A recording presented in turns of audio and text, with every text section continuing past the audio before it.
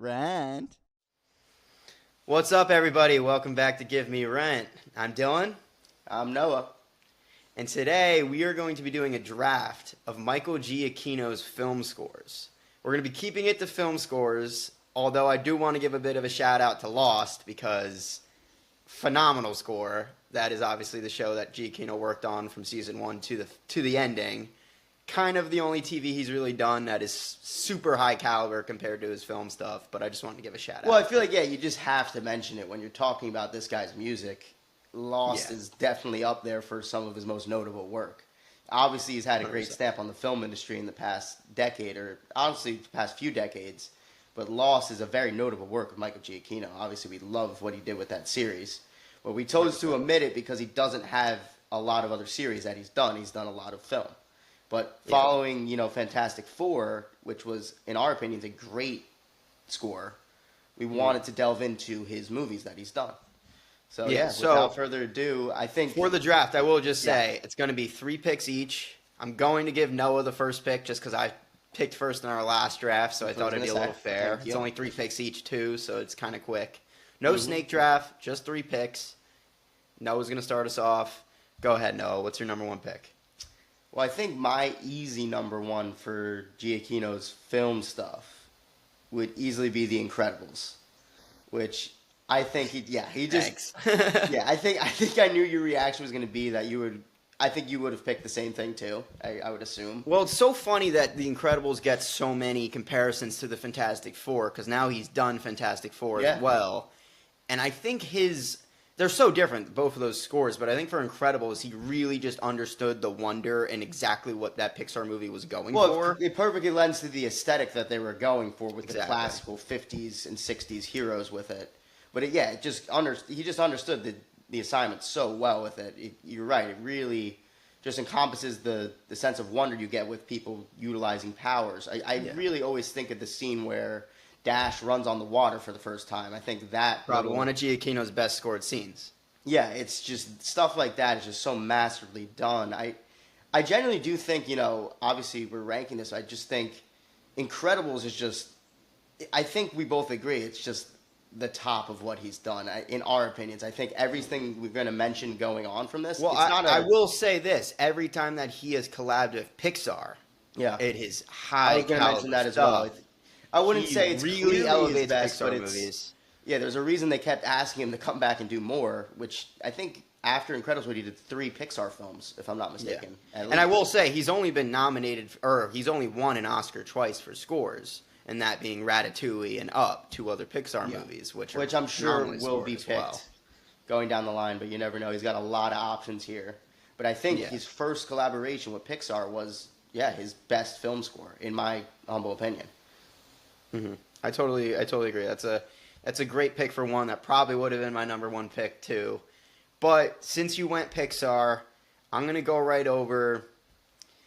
I love Ratatouille. I do love his score in Coco as well. I thought that was pretty excellent.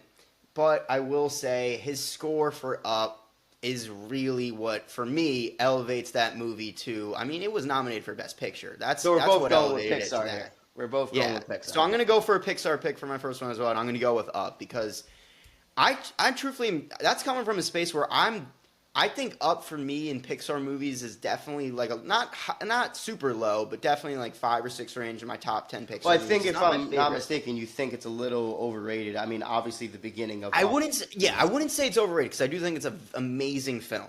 But when I think about Pixar movies from complete to end, I really think Up has an excellent beginning, kind of stumbles in the middle act a little bit. I think so, but then the end is where it really comes together. And then Giacchino's score is just what truly. I mean, Giacchino's score, what gets you crying within 2 minutes in that movie? Like, you know what I mean? You know what I mean? It's just it's people such bawling their eyes out in the first 5 minutes of the movie.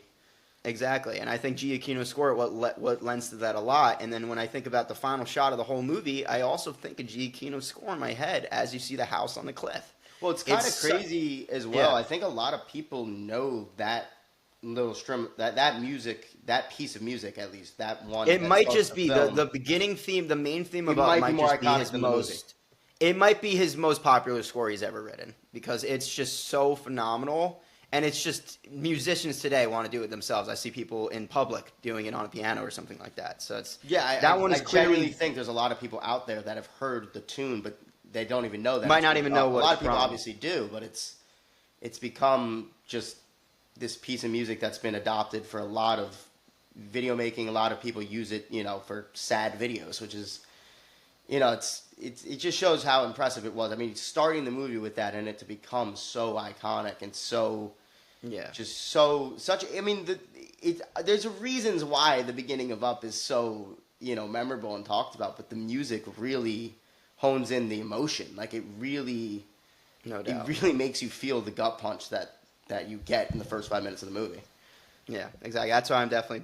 That's why it's my number one. It would have been Incredibles, but I'm not mad putting Up there either.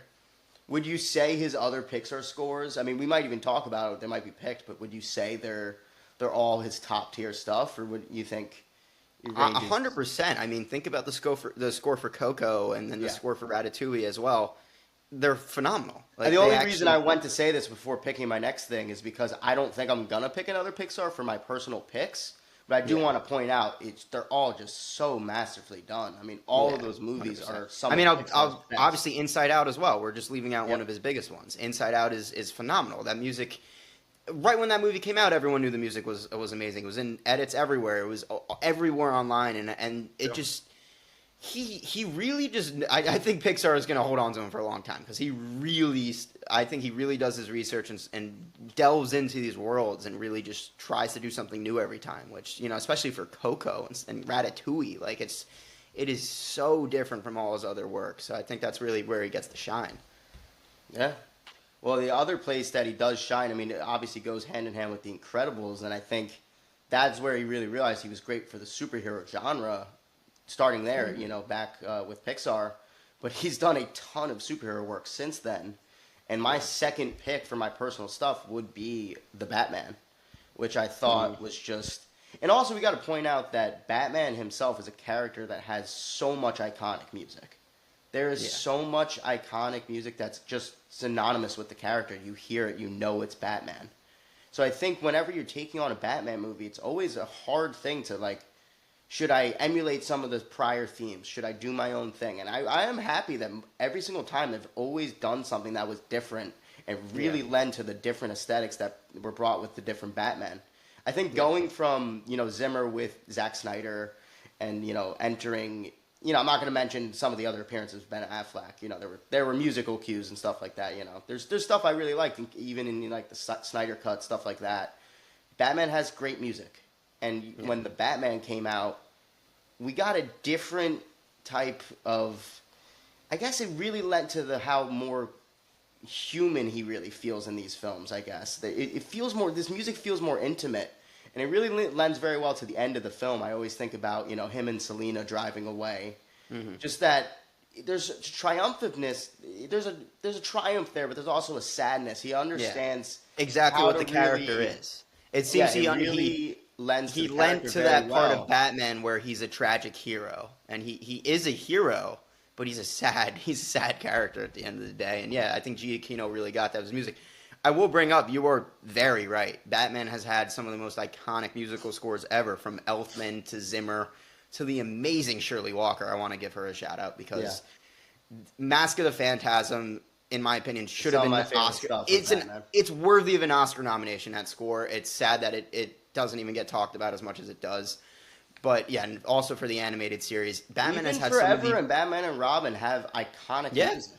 I honestly agree with that. I think he's never had a bad score. Even in Batman and Robin, he's never had a truly bad score. And for Giacchino to try his own style and really do something new for the character, for me, it really did feel evocative of kind of like the Arkham vibes and like the detective story they were going for. Yeah, when you start that scene, where he first fights the thugs in the film, huge Arkham vibes. It sounded ripped out of Arkham Knight.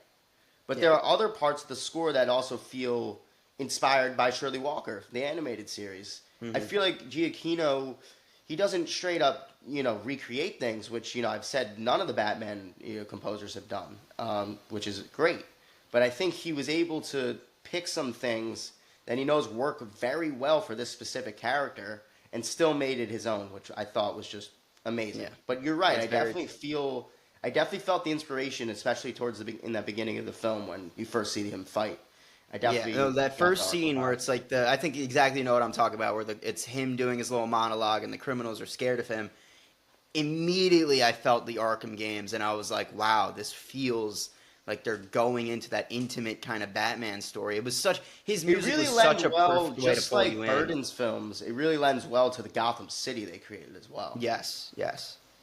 I just want to point that out. I think Gotham is a character in itself too, and I think a lot of people who've done the music understand that. Really, it's a very distinct city. Very grimy city, and I think the triumphantness once you get to the end of the film and Batman realizes his true calling. I think it just works so well, and I'm very excited to see if Giacchino does come back for the Batman Part 2 I to see how he certainly hope evolves so. this as the Batman becomes a more hopeful. I'm not going to say straight hopeful because he's not Superman, but I think he understands that he needs to be different now, more of a symbol, and I hope that the score really reflects that as well. I'm excited to see what they do with the next movie. Well, Especially for the villain as well. I want to point out he did a great job with the Riddler as well. yes, definitely. Well, I think it's a great segue because I think Giacchino and Matt Reeves have found over the years such a great partnership. Yeah. And for my next pick, I'm definitely going to go one of their other ones. And it comes down to two of the Apes movies, either Dawn or War. But when I really think about it, the score-wise, I think I got to go with War for the Planet of the Apes. I had a feeling, and that would have been my third Yeah. pick, actually. Just want to point that out. It was clear we were going to have very similar picks here. That's why we narrowed it down to 3 picks each. But War really got something right where I think, sometimes he does his own thing, but I really think Giacchino was inspired by the original Planet of the Apes films here for War, as well as what came with the more modern movies with Rise and Dawn. And he finds a great amalgamation of it all and does something that is, again, very evocative of the early movies, but it truly feels like something that's modern and newer for this world.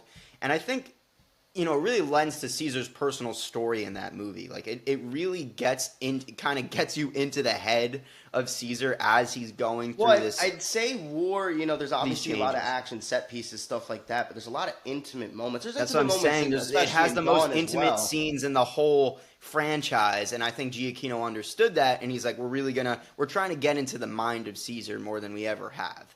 And I forget think what the piece music of really music lends is to called, that. But when they're going down like the beach, and it just whatever he put there was just so. I think it does. It has. Yeah, I will say that some of the best scored walking scenes ever in film. But I think you're right. It does emulate a little bit of the original's vibe as well, very well. But yeah, it's its own thing that continues from Dawn as well. It's a good evolution from there.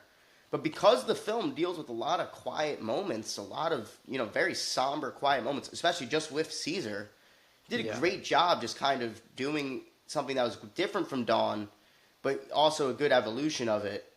It's very interesting, I think when I first saw War, I was a little taken back by the story structure of it. It's a very, I guess, more intimate movie that I was expecting, with a title like War for the Planet of the Apes. Not that there isn't the war in the I film. also think War gets the most biblical, I think, if we want to use that word, and I think Giacchino really lent into that. Well, I think about the last, score. that biblical walk they do at the end Exactly. of the movie. They literally do an biblical type walk, Moses type of walk to a new Well, the promised music land was at the so end. well done too. You got to think about it. Think about the new film that came out. They started with the score of Giacchino's score is used in the new one because it's just that so good. iconic. That and is his the score character from of Dawn, Caesar. but I believe his score from Dawn also comes into War as well a little bit. But it and then ends. they use It a ends little- war. That's what I'm saying. Yes. Like that specific piece of music ends war. And It also ends Dawn, it starts- ends War, and it begins Kingdom. Exactly. So you're right. His music is I'd clearly say a part of each the movie franchise has now. distinct music, but there still is obviously similarities. But that one piece is a good through line into them. I mean, it really helps represent Caesar as that 100%. godlike figure, in a way, 100%. or at least a biblical figure. He's not exactly a god to them, but he is. He's definitely He is closer their than anything Moses. else. He is definitely their Moses. Yeah. All right. So if that was going to be your third pick, what do you for your last pick now? What are you thinking? Okay, so I just want to point out before I do make my pick, though, Giacchino is definitely a master I don't even know if that's the right term to use, but he's definitely so good at joining established franchises and putting his own spin on them, and also emulating the past, like we've said. Jurassic World, Ghost Protocol, Star Trek, all have great scores.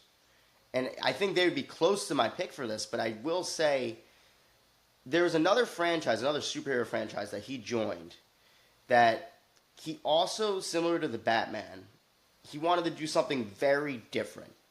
Still, respecting the past, but embracing that there was a big, bold swing with this character.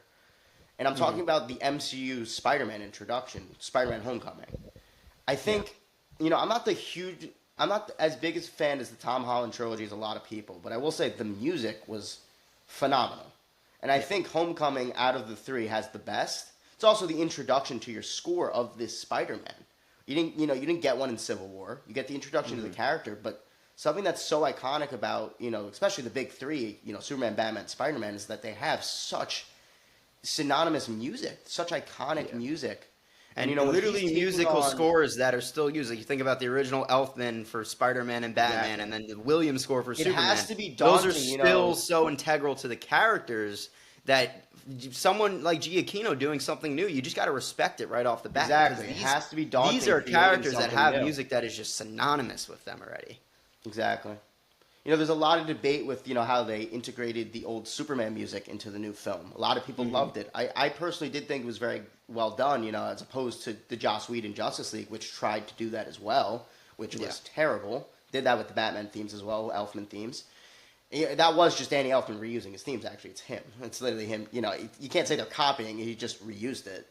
But, that's besides the point. I think I love when, they tried these iconic characters. They realized, the new generation needs to have new iconic music to put with them. And I think Giacchino did something that was so different. But he also saw that they're putting him in high school now. They want to have a more whimsical take with it. The take with Spider-Man, especially for the trilogy, is that he's a kid for those three movies before he's really propelled into the man role, the Spider-Man. I think at least I don't love the story of all three, but the music just emulated that so perfectly, his journey into where he needed to be by the end of No Way Home. They got there, they hobbled it together story-wise, but Giacchino always brought his A-game to the whole trilogy. But personally, I think Homecoming is the best of the three. Yeah, I'd probably agree with you there score-wise. Maybe not movie-wise, but score-wise, I'd probably agree with you there. It is just amazing that he has at least kept these, he hasn't done Superman, but two of the big three, he's given new iconic music to go with them, and I think that's awesome. Yeah. Okay. They're both characters that have very, there's been decades of films with them now. Each, think about, Toby obviously has some of the most iconic, the Elfman score for that too. It's funny, they both have iconic Danny Elfman scores, to back them up originally, but they've had an interesting, history. Obviously Hans Zimmer did amazing work with Batman, with The Dark Knight. Following up these big names, it's no small feat. I think Giacchino really filled the shoes in. Yeah, no doubt. And I mean, you're making the decision kind of hard for me on the end because I'm thinking, honestly, he really has lent so well to the superhero genre, and he's done so many. I do want to give a shout out. I'm not going to pick it, but I got to shout out Doctor Strange because that one is very unique. That one is probably the most unique of all of his superhero scores, I'd say, because no one had put a sound to Doctor Strange yet, and he kind of found exactly the type of new instrumental stuff that he needed to use for that really out-of-this-world character. So I wanted to shout out Doctor Strange. But I'm not even going to lie. I might have a little recency bias on this one. I really am going to argue that his score for Fantastic Four is, pun intended, fantastic. They clearly wanted to go for an entirely new aesthetic for the Fantastic Four and make this movie singular, and he really helped them do that. He nails knew the how good this sci-fi was. retro futuristic. It is aesthetic the sci-fi retro futuristic. The angle that they went for, he lent so well to that, and also they clearly knew how good this score was. They were doing concerts before the movie even came out with him performing it. Well, I think what's great is that their comic book franchises and the studios are realizing, these iconic teams, these iconic characters, they deserve, to have iconic music backing them. And I loved how for the Fantastic Four, leading up to the release, they knew the theme itself was so strong, and I think they believed it was going to become iconic. Yeah. They really pushed it hard in the marketing. Straight. When we first got a first look at the movie, it was there. It's very interesting. It was the theme was always a big thing for them, and I think that a lot of people leading up to the movie already looked at it as kind of iconic. So I think entering the film, just having that tune in your head, and then when it hits in the film, I thought it. I think me and you, both agree that the film was very well done. We haven't talked about it on this channel yet. Yeah. I think it's interesting. Everything that's happening with it. There's the first week it did very well, and now the viewership has declined. Marvel's still in an That's shocking interesting to me spot. too. I mean, obviously Marvel fatigue might be a little bit of a thing, but I really think they put effort in spots that they don't normally do. I think that appreciate I them was fully satisfied going with in this on film. Giacchino scoring this movie and kind of flexing that. Because why wouldn't you flex that? Yeah. Michael Giacchino is scoring your movie.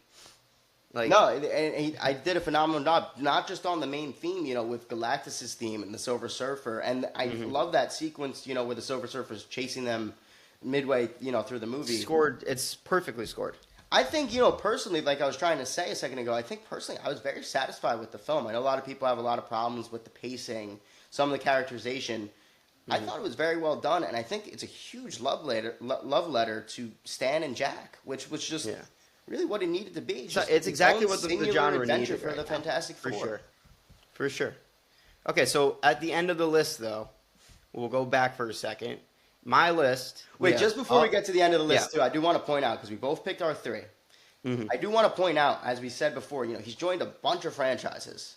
One huge feat that, I thought maybe one of us would have picked it, but since we haven't, I just want to mention his work on Rogue One.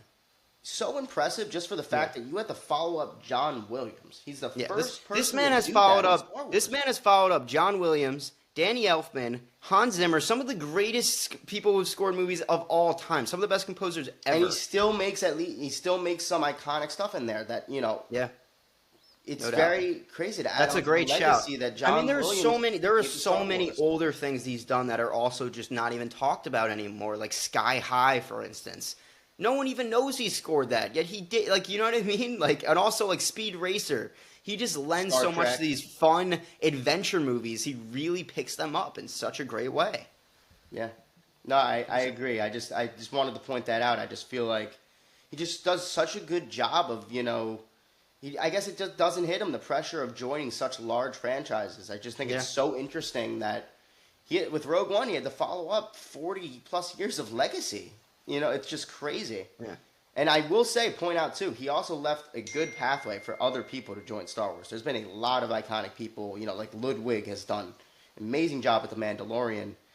I just think there's been, he opened the floodgates open, and I think it's been actually, I have, my thoughts on the Star Wars, the content we get, but I will say the music has maintained. I mean, I love Williams and what he's done. Obviously, Post he's Williams Star stuff, Wars, they've but- actually done a very good job. Yeah, will I agree think with that. everyone else has done a great job. I think Giacchino, he started it. He opened the gates for that. Well, you're so. filling in the shoes of the greatest of all time. So Yeah, I mean, it's it's like a literally- good thing that Star Wars. That's music why I is had so to good. point it out. It's Good shout. John Williams. Very good shout.